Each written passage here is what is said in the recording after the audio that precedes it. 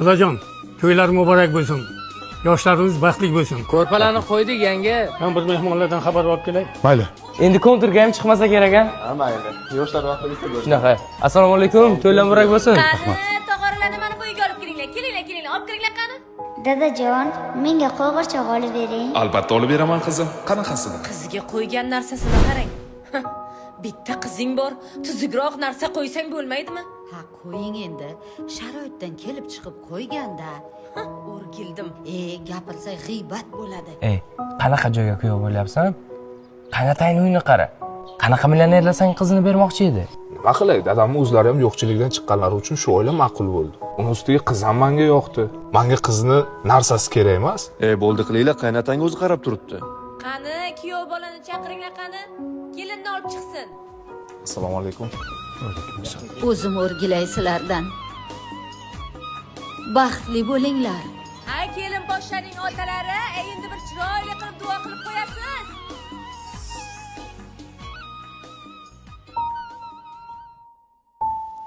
Baxtli bo'linglar, qizim.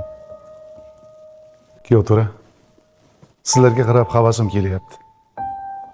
Bir-birlaringizga yarashib turibsizlar. Bir-birlaringizni yaxshi ko'rasizlar. Lekin hayot boshqachada. Hayotda har xil vaziyatlar bo'lishi mumkin. Yoningizda turgan qizni 10 yil kutganman. 10 yil Xudodan bizga farzand ber deb yalinib yolvorganman. Mana bugun uni sizga topshiryapman.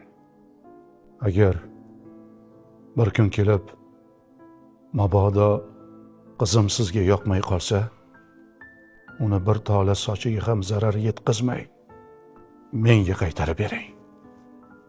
Chunki qizim hech kimga kerak bo'lmasa ham menga kerak.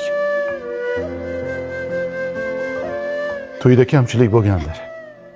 Lekin halol ishlab topgan pulimni yig'ib shahar markazidan sizlarga 2 xonalik uyni niyat qilganman. Voy, uy sovg'a qildimi? 2 xonalik ekan, qarang-a. Baxtli bo'linglar, qizim. Qiz uzatmoq hayotning izmi. Tanim titrar, tan olgan sayin. Demak bir kun tashlab dadangni kelin bo'lib yetishing tayin.